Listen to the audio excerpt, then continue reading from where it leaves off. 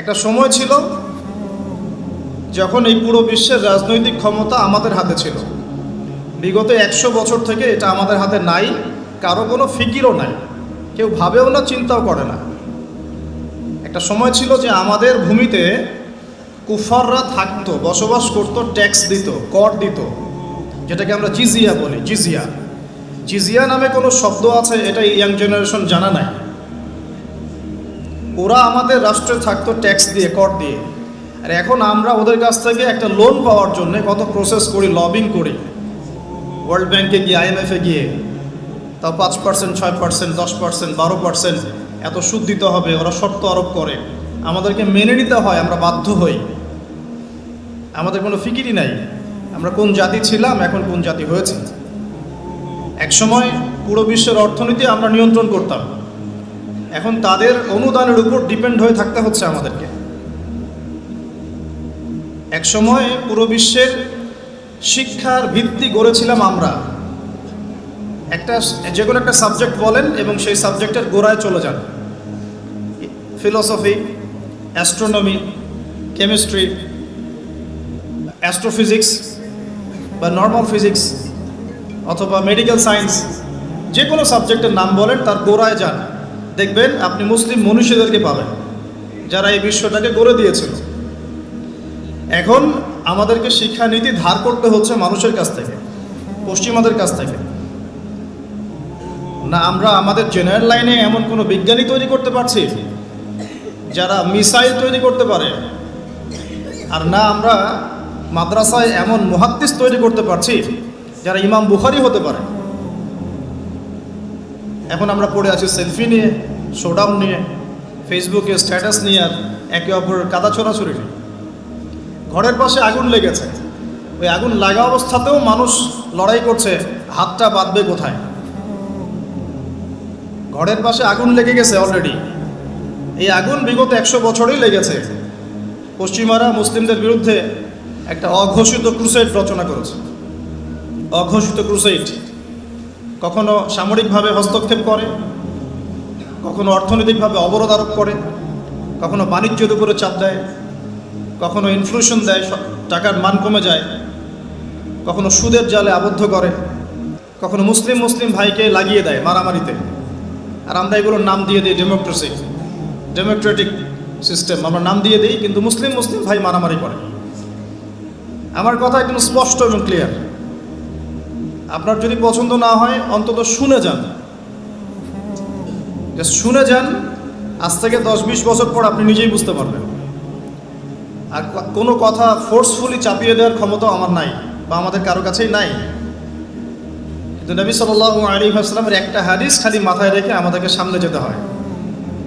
আল্লাহর নবী সাল্লাল্লাহু আলাইহি ওয়াসাল্লাম বলেছেন, কোন নবী যাকে আপনাকে কবরে দেখানো হবে, আমাকে কবরে দেখানো হবে, তিনি বলেছেন, মান রাআ মিনকুম মুনকারান, তোমাদের মধ্যে যে কেউ যদি মুনকার কোনো কাজ দেখে, অন্যায় গর্হিত কিছু দেখে, ফালইউগাইয়ির, সে যেন অবশ্যই এটাকে প্রতিহত করে, বিয়াদিহি, তার হাত দিয়ে।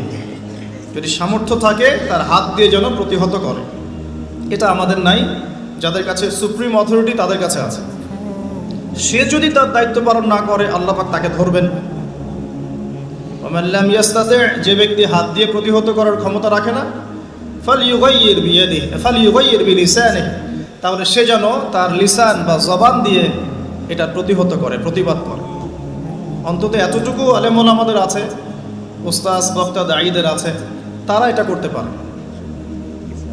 3, ওয়াইল্লাম ইয়াস্তাতি', যদি কেউ মুখ দিয়েও প্রতিবাদ করতে না পারে, ফালইউগাইয়ির বিকলবিহি, অথবা সে যেন মনে মনে এটাকে ঘৃণা করে।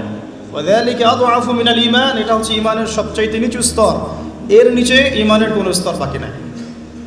এই হাদিসটা সামনে রাখলে চলমান বিশ্বের এই বিষয়গুলো নিয়ে কথা তো আমাদেরকে বলতে হবেই। ব্যক্তিগত জীবন থেকে শুরু করে বৈশ্বিক জীবন পর্যন্ত যে অরাজকতাগুলো চলছে, এগুলোকে তো ফাইন্ড আউট করে আপনার সামনে উপস্থাপন করতে হবে। এরপরে আপনারা শুনবেন, বুঝবেন, আমল করবেন এবং যার যার কাজের সিদ্ধান্ত নেবেন। কেউ কাউকে ফোর্স করতে পারবে না, এটা ইসলাম। এখন আমরা যেগুলো নিয়ে পড়ে আছি সেগুলোতে যাওয়ার আগে আল্লাহ পাক সূরা আহজাবে আরেকটা কথা বলেছেন, এটাও শুনে রাখেন। এবার আপনার রব, আমার রব বলছেন বিসমিল্লাহির রহমানির রহিম, ইয়া আইয়ুহাল্লাযীনা আমানু, হে মুমিনগণ।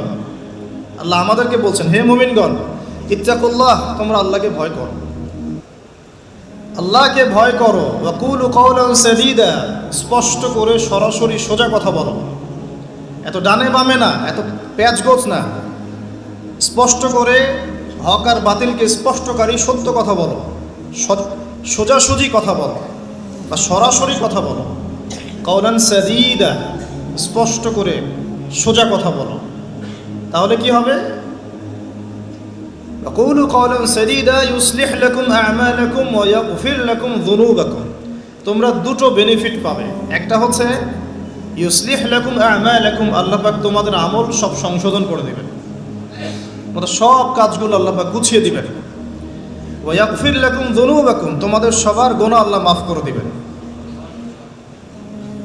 ওয়া মান ইউতিইল্লাহ ওয়া রাসূলাহ, যে ব্যক্তি আল্লাহর আনুগত্য করে এবং তার রাসূলের আনুগত্য করে, ফাকাদ ফাযা ফাওজান আযীমা, এই ব্যক্তি সফল হলো।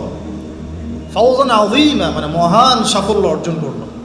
সাফল্যের মানদণ্ড পেলাম এখানে সত্য কথা স্পষ্ট করা এবং আল্লাহকে ভয় করা। তাই যারা কথা বলতে পারে তাদেরকে সত্য কথা স্পষ্ট করতে হবে। আর এখানে সাফল্যের সংজ্ঞাও পেলাম, আল্লাহর আনুগত্য করা, রাসূলের আনুগত্য করা। ঠিক আল্লাহ রাব্বুল আলামিন সূরা আলে ইমরানের 185 নম্বর আয়াতে এমন কথাই বলেছেন, প্রত্যেক নফস মৃত্যুর স্বাদ গ্রহণ করবে। ফামান যুহজিহা আনিন নারি ওয়া উদখিলাল জান্নাতা ফাকাদ ফাজ, যে ব্যক্তিকে জাহান্নামের আগুন থেকে বাঁচানো হবে, জান্নাতে প্রবেশ করানো হবে, এই ব্যক্তি হচ্ছে সফল, আর কেউ সফল না। সাফল্যেরও সংজ্ঞা পেয়ে গেলাম আমরা। তো আমরা মূল কথায় আসি, ফ্যান্টাসি ছাড়তে হবে, মৌলিক কাজগুলো করতে হবে এবং চলমান বিশ্বটাকে বুঝতে হবে কোরআন এবং সুন্নাহর চোখ দিয়ে, তার মানদণ্ডে। ইতিহাস স্মরণ রাখতে হবে, আমরা কোন জাতি ছিলাম, এখন কি করছি, ভবিষ্যৎটা কি হতে পারে,